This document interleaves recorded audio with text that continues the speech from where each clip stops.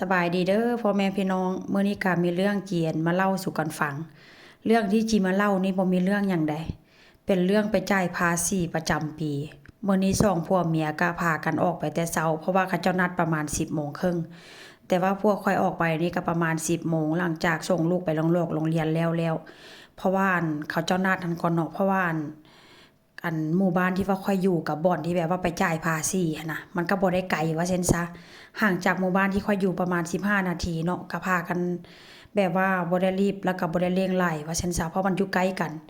อันนั่งรถไปนี่ก็เนาะ2ผัวเมียก็พากันลมกันอ้อมแอมโอ๊ย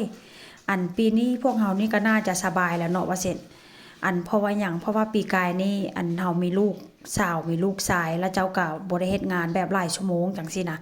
เฮาก็บ่ได้เสียภาษีแต่ว่าอันปีกายนี่เฮาเสียภาษีร่วมกันเด้แต่ว่าพวกเฮาก็ยังได้เงินแบบทดแทนเงินแบบว่า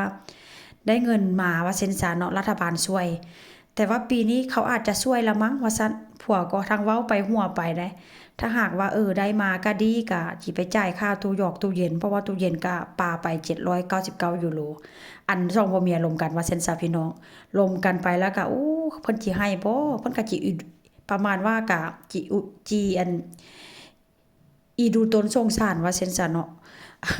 อันลมกันไปหันก่อนเนาะก็แอบดีใจแด่แล้วก็แอบเสียใจแด่จักหน่อยว่าเซ็นซะเพราะว่าปีกายนี่2ผัวเมียค่อยอันประมาณว่าอันเอาแน่ๆซะเนาะบัญชีผัวกับบัญชีเมียหันก็อันใช้ร่วมกันแล้วทีนี้แบบประมาณว่าค่อยเฮ็ดเหตุการณ์เฮ็ดงานเต็มโตค่อยก็แยกบัญชีออกมาจังซี่นะ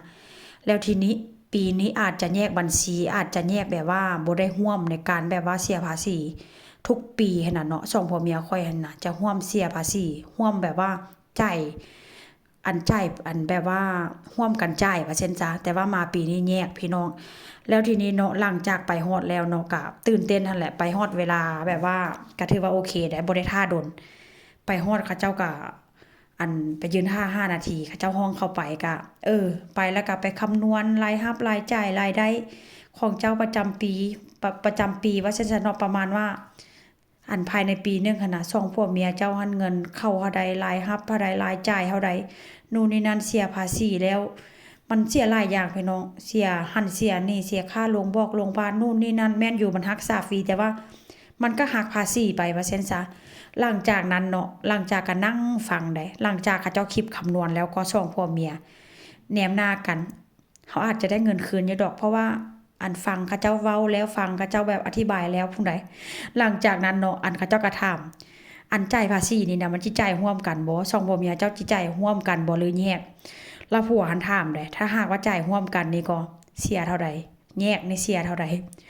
อันเจ้าสิฟังว่าอันเจ้าสิฟังแยกหรือว่าสิฟังอันร่วมกันก่อนผัวหันก็ขอฟังแยกก่อนฟังแยกนี่จ่าย 1,550 ยูโรแต่ถ้ารวมเด้รวมนี้3,550 ยูโรพี่น้องผัวก็ตักง่ายค่ะบาทอันแล้วทีนี้ผัวค่อยก็เลยบอกว่าหันซั่นแยกซั่นน่ะแล้วฉะนั้นเพราะฉะนั้นแล้วก็ค่อยหันได้เงินคืนเขาเจ้าเพราะว่าค่อยบ่ได้ไปเฮ็ดงานแบบว่าค่อยก็บ่สบายจังซี่น่ะเนาะเขาเจ้าก็ให้เงินคืนค่อยมาประมาณ299ยูโรนี่ล่ะแต่ว่าได้เทื่อเดียวได้หลังจากนั้นผัวค่อยก็ต้องไปเสียภาษีของผัวค่อยหันหนักเติบเสียไป 1,550 ยูโร